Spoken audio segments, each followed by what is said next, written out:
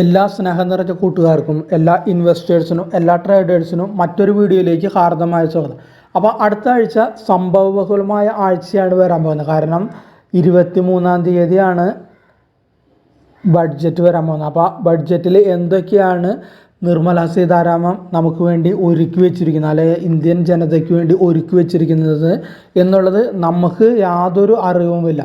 അപ്പോൾ രണ്ട് രീതിയിലായിരിക്കും ഇതിൽ നമ്മൾ കാണേണ്ട വസ്തുത. ഒന്നാമത്തെ കാര്യം, ഇതിൽ പഴയ വീഡിയോയിലൊക്കെ സംസാരിച്ച് കഴിഞ്ഞ കാര്യങ്ങളാണ്, ഒന്നും കൂടിയും കാണാത്തവർക്ക് തർജ്ജമ. അതായത് രണ്ട് രീതി എന്ന് പറഞ്ഞാൽ നമുക്കറിയില്ല. BJP സർക്കാരിന് വ്യക്തമായ ഒരു കൂട്ടുകക്ഷി സർക്കാർ, വ്യക്തമായ ഒരു ഭൂരിപക്ഷം ഇല്ല. അതുകൊണ്ട് ചില ജനകീയമായ താല്പര്യങ്ങളുള്ള ബഡ്ജറ്റാണെങ്കിൽ, ജനകീയമായ താല്പര്യം എന്ന് പറഞ്ഞാൽ സബ്സിഡികൾ വാരിക്കോരി കൊടുക്കുക. അതായത് ഇപ്പോൾ ഉദാഹരണം പറയണമെങ്കിൽ PM കിസാൻ നിധി, അതിൽ 6000 രൂപ 8000 രൂപ ആക്കി കൊടുക്കുക.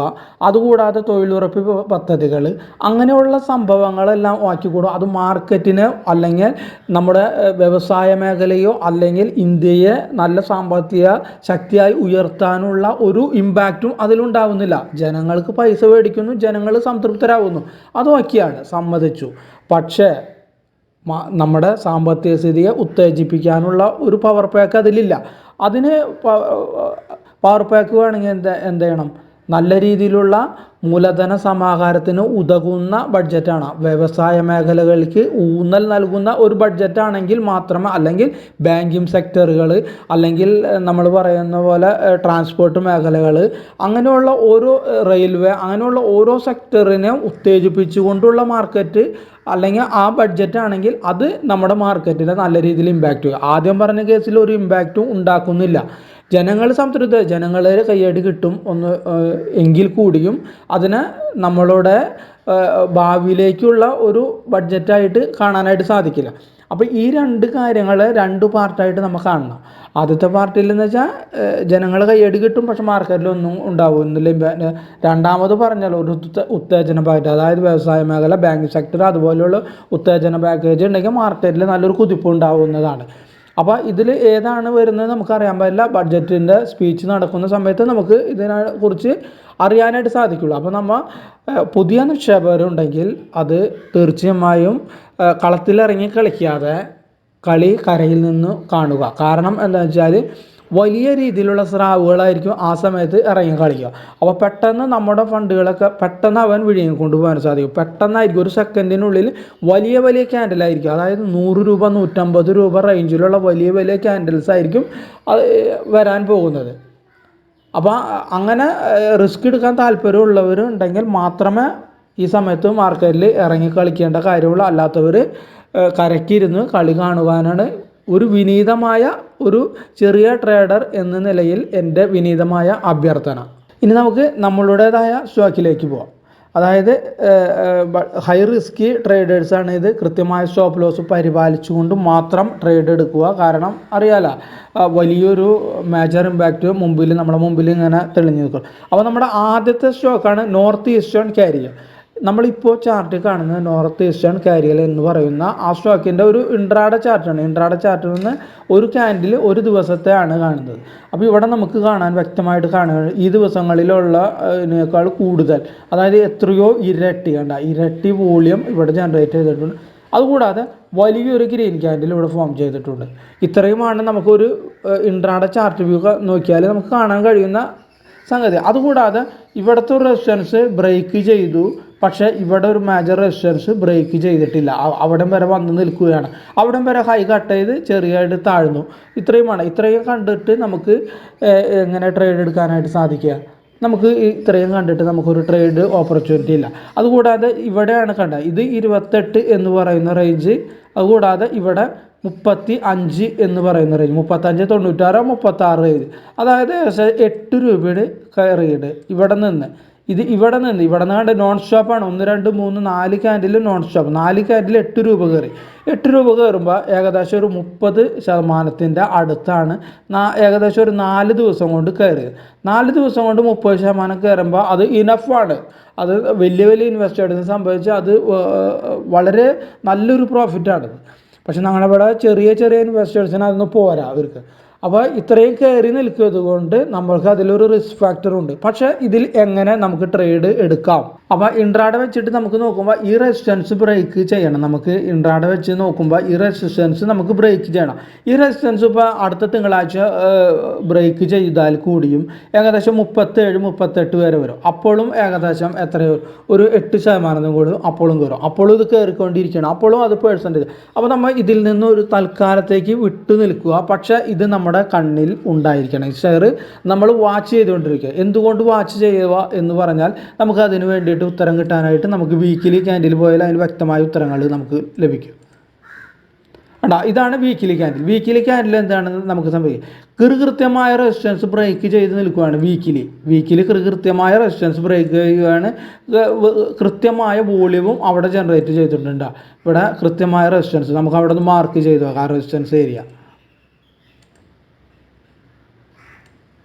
ഇതാണ് ആ റെസിസ്റ്റൻസ് സോൺ എന്ന് പറയുന്നത്. ആ റെസിസ്റ്റൻസ് സോൺ ബ്രേക്ക് ചെയ്ത് നിൽക്കുന്നുണ്ട്. പക്ഷേ ഇൻട്രാഡേ നോക്കുമ്പോൾ നമ്മൾ ഇത്രയും കയറി നിൽക്കുന്നു, അവിടെ ചെറിയ റെസിസ്റ്റൻസ് പോയിന്റ് ഉണ്ട്. അപ്പോൾ നമ്മൾ ഒന്ന് വെയിറ്റ് ചെയ്യുക. എവിടെ നമുക്ക് വെയിറ്റ് ചെയ്യാം? നമ്മൾ കൃത്യം പോയിന്റ് നമ്മൾ വീക്കിലി എടുത്ത് നോക്കുമ്പോൾ നമുക്ക് നല്ലൊരു ഓപ്പർച്യൂണിറ്റി അല്ലെങ്കിൽ താഴാനുള്ള ഒരു ഏരിയ എന്ന് പറയുന്നത്, ഏരിയ ഓഫ് സപ്പോർട്ട് എന്ന് പറയുന്നത് നമുക്ക് വീക്കിലി ഇവിടെ ഒന്ന് വരച്ച് നോക്കാം. ഇതാണ് ഇതിൻ്റെ ഏരിയ ഓഫ് സപ്പോർട്ട്. അതായത് ഒരു 30 രൂപയും ഏകദേശം ഒരു 29 രൂപ.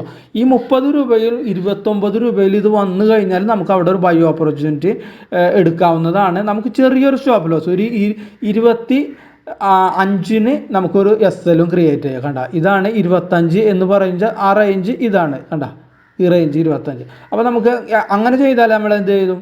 നമ്മളെ റിസ്ക് വളരെയധികം കുറയും. മറ്റേതാകുമ്പോൾ എന്തായിരിക്കും? നമുക്ക് ഒരു റെസിസ്റ്റൻസ് കണ്ട് ഒരു വോളിയം കണ്ടിട്ട് നമ്മൾ ചാടി അതിൽ പിടിച്ചു കഴിഞ്ഞാൽ അതെന്താണ് പറയുക? അത് ഓടിക്കൊണ്ടിരിക്കുന്ന ട്രെയിനാണ്.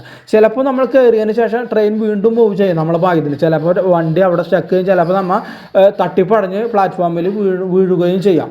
അപ്പോൾ അതുകൊണ്ട് എന്ത് ചെയ്യണം? നമ്മൾ വണ്ടി ഒന്ന് തിരിയുക, അല്ലെങ്കിൽ ഒന്ന് ബ്രേക്ക് എടുക്കുന്ന ആ സമയത്ത് നമ്മൾ അതിൽ കയറി പറ്റാനായിട്ട് ശ്രമിക്കുക. അപ്പോൾ ഇത് കയറി പറ്റിയിട്ടുള്ളവരുണ്ടെങ്കിലും ഈ റേഞ്ച് നമുക്ക് SL ക്രിയേറ്റ് ചെയ്യാവുന്നതാണ്. അപ്പോൾ ഈ 30 എന്ന റേഞ്ചും നമ്മൾ 29 എന്ന റേഞ്ചും ഈ രണ്ട് റേഞ്ചും നമ്മളൊന്ന് മനസ്സിൽ കുറിച്ച് വയ്ക്കുക. ഈ റേഞ്ച് 25 നമ്മൾ SLും നമുക്കൊരു ബൈ അണ്ടർ കിട്ടുന്ന പോയിന്റ് 30. അത് കിട്ടിയില്ലെങ്കിൽ പോട്ടെ, ഒരു ഷെയർ നമ്മളത് കയ്യിൽ നിന്ന് പോയി എന്ന് വെച്ചിട്ട് നമുക്ക് ഒന്നും സംഭവിക്കാൻ പോകുന്നില്ല. അപ്പോൾ ഇത്രയുമാണ് നമുക്ക് ഇതിൽ ഈ നോർത്തേൺ ഈസ്റ്റേൺ എന്ന് പറയുന്ന ഈ ഷെയറിൽ നമുക്ക് കാണാൻ കഴിയുന്ന വസ്തുതകൾ. ഈ 30 എന്ന് പറഞ്ഞാൽ അല്ലെങ്കിൽ 29 പറഞ്ഞ റേഞ്ച് നമ്മൾ ഇൻട്രാഡേയിലേക്ക് കൺവേർട്ട് ചെയ്യുമ്പോൾ ഈ വലിയ ക്യാൻഡിൻ്റെ ലോ വന്ന ആ റേഞ്ച് വേണ്ട 29.62. അത് കഴിഞ്ഞിട്ട് ഈ സെക്കൻഡ് ഗ്രീൻ ക്യാൻഡിൻ്റെ ലോ ഏകദേശം 29.60. അപ്പോൾ ആ റേഞ്ച് വരെ ചിലപ്പോൾ വന്നിട്ട് വീണ്ടും താഴുകയാണെങ്കിൽ പിന്നെ അതിൻ്റെ സ്ട്രക്ചർ മാറും. അപ്പോൾ അതുകൊണ്ടാണ് ആ റേഞ്ച് നമ്മൾ SL ക്രിയേറ്റ് ചെയ്യാൻ, അല്ലെങ്കിൽ ആ റേഞ്ചിൽ നമുക്ക് ഒരു എൻട്രി പോയിന്റ് നമ്മൾ പറയുന്നത്. അതുകൂടാതെ നമ്മൾ നേരത്തെ പറഞ്ഞ 25 ആ റേഞ്ച് എന്ന് പറയുന്നത് ഇൻട്രാഡേയിലേക്ക് വരുമ്പോൾ ഏകദേശം ഇവിടെയാണത് 25 എന്ന് പറയുന്ന ആ റേഞ്ച്. അപ്പോൾ ഈ റേഞ്ചുകൾ നമ്മൾ മനസ്സിൽ കുറിച്ചുകൊണ്ട് ഇത് നമ്മൾ വാച്ച് ലിസ്റ്റിൽ ഇടുക. ഈ റേഞ്ചിൽ വന്നാൽ മാത്രം നമുക്കൊരു ബൈ എൻട്രിയും, വന്നിട്ടില്ലെങ്കിൽ നമുക്ക് ഈ സ്റ്റോക്ക് വിട്ടുകളയുകയും ചെയ്യാം. കയറിപ്പോണെങ്കിൽ അത് പൊക്കോട്ടെ അവൻ. നമ്മുടെ അടുത്ത ഷെയറാണ് Quick Heal technology. Quick Heal ടെക്നോളജിയാണ് അടുത്ത ഷെയർ. അപ്പോൾ ഈ ക്വിക്ക് ഹിൽ ടെക്നോളജിയുടെ ചാർട്ടാണ് നമ്മളിപ്പോൾ കാണുന്നത്. അപ്പോൾ ഈ ക്വിക്ക് ഹിൽ ടെക്നോളജിയിൽ നമുക്ക് നോക്കിയാൽ അറിയാം, ലാസ്റ്റ് ട്രേഡിംഗ് ദിനത്തിൽ ഏകദേശം നല്ല വോളിയവും ഇവിടെ ജനറേറ്റ് ചെയ്തിട്ടുണ്ട്. ഈ 3 ദിവസം നല്ല വോളിയം ഉണ്ട്. അതുകൂടാതെ ഇൻട്രാഡേ നമ്മൾ നോക്കുമ്പോൾ ഒരു റെസിസ്റ്റൻസും ബ്രേക്ക് ചെയ്ത് നിൽക്കുന്നു. അപ്പോൾ രണ്ട് കണ്ടീഷൻ, ഒരു വോളിയം, ഒന്നാമത്തെ കാര്യം വോളിയത്തോടുകൂടി ഗ്രീൻ ക്യാൻഡിലുമായി, അതുകൂടാതെ റെസിസ്റ്റൻസും ബ്രേക്ക് ചെയ്ത് രണ്ടാമത്തേത്, അതുകൂടാതെ ചെറിയൊരു കൺസോളിഡേഷൻ, ഈ കൺസോളിഡേഷന് ബ്രേക്ക് ചെയ്ത്, അങ്ങനെ 3 കാറ്റഗറിയാണ്, 3 കണ്ടീഷനാണ് ഇവിടെ നമുക്ക് വന്നിട്ടുള്ളത്. ഏത് ഇൻട്രാഡേ ചാർട്ട് നമ്മൾ നോക്കുമ്പോൾ ക്വിക്ക് ഹിൽ എന്ന് പറയുന്ന ആ സ്റ്റോക്കിൽ ഈ 3 കണ്ടീഷനാണ് വന്നിട്ടുള്ളത്. ഇനി നമുക്കിതിൻ്റെ വീക്കിലി ചാർട്ടിലേക്ക് ഒന്ന് പോയി നോക്കാം. അപ്പോൾ ഇത് ഒരു വീക്കിലി ചാർട്ട് കേട്ടോ. വീക്കിലി ചാർട്ടിൽ കൃത്യമായ റെസിസ്റ്റൻസ് ബ്രേക്ക് ചെയ്ത് നിൽക്കും. നമുക്കിതിന് വീക്കിലി ചാർട്ട് വ്യൂവിൽ നമ്മൾ നോക്കിയാൽ ഇവിടെ ഒരു വലിയ ഗ്രീൻ ക്യാൻഡിലാണ് ഇവിടെ വന്നിട്ടുള്ളത്. ആ ഗ്രീൻ ക്യാൻഡിൽ ഉള്ളിലാണ് പിന്നെ ഒരു 3 ക്യാൻഡിലും വന്നിട്ടുള്ളത്. അപ്പോൾ ഇതൊരു മദർ ക്യാൻഡിൽ ഫോമാണ് ഇവിടെ വന്നിട്ടുള്ളത്. നമുക്ക് ഈ മദർ ക്യാൻഡിൽ, അതായത് ഈ ഗ്രീൻ ക്യാൻഡിലെ താഴെയാണ് നമുക്ക് SL ക്രിയേറ്റ് ചെയ്തത്, അതായത് 520. അപ്പോൾ 520ൽ നമുക്കൊരു SL ക്രിയേറ്റ് ചെയ്തിട്ട് ഇതിൽ നമുക്കൊരു ബൈ എൻട്രി ഓപ്പർച്യൂണിറ്റി എടുക്കാവുന്നതാണ്. നമുക്ക് ഇത് ഏകദേശം ഒരു 720 വരെയെങ്കിലും നമുക്കൊരു ടാർഗറ്റ് ഇതിലൊരു എക്സ്പെക്റ്റ് ചെയ്യാനായിട്ട് വകുപ്പുണ്ട്. ടാർഗറ്റ് ഏകദേശം ഒരു 720. പക്ഷേ ഇതെല്ലാം പറയുന്നുണ്ടെങ്കിൽ കൂടിയും അറിയാല ബഡ്ജറ്റ് വരുന്നതാണ്. അപ്പോൾ അത്രയും റിസ്ക് ഫാക്ടർ ഇതിലുണ്ട്. അപ്പോൾ അങ്ങനെയുള്ളവർ മാത്രം ഇത് എടുക്കുക, അല്ലാത്തൊരു ചെറിയ ക്വാണ്ടിറ്റി ഒക്കെ നോക്കാവുന്നതാണ്. അപ്പോൾ അതാണ് ക്വിക്ക് ഹീൽ എന്ന് പറയുന്നത്. അപ്പോൾ ക്വിക്ക് ഹീലിൻ്റെ ഡീറ്റെയിൽ അത്രയുമാണ് നമുക്ക് പറയാൻ കഴിയുന്നത്. ഇനി നമുക്ക് അടുത്ത ഷെയർ നോക്കാം. ലാറ്റൻറ്റ് വ്യൂ അനലിറ്റിക്സ് ഉണ്ട്. ലാറ്റൻറ്റ് വ്യൂ അനലിറ്റിക്സ് എന്ന് പറയുന്ന സ്റ്റോക്കാണ് അടുത്തത് നമുക്ക്. അപ്പോൾ ലാറ്റൻറ്റ് വ്യൂ അനലിറ്റിക്സിൽ നമുക്ക് നോക്കിയാൽ, അപ്പോൾ ലാറ്റൻറ്റ് വ്യൂ അനലിറ്റിക്സിൻ്റെ ഒരു ഇൻട്രാഡേ ചാർട്ട് വ്യൂ ആണ് നമ്മൾ ഇപ്പോൾ കാണുന്നത്. കണ്ടോ, നമുക്ക് കൃത്യമായ റെസിസ്റ്റൻസ് ഏരിയയിൽ എത്തിയിട്ട് അത് താഴ്ന്നു പോകുന്നു. കണ്ടോ, ഈ റേഞ്ച് വരെ വലിയൊരു ഡോജി ക്യാൻഡിൽ, അതായത് ലോങ് ലെഗ്ഡ് ഡോജി ഈ റേഞ്ച് വരെ ടച്ച് ചെയ്തു നേരെ ഫാൾ ചെയ്ത് നിൽക്കുകയാണ്. ഏകദേശം ഇപ്പോൾ നിൽക്കുന്നത് 521.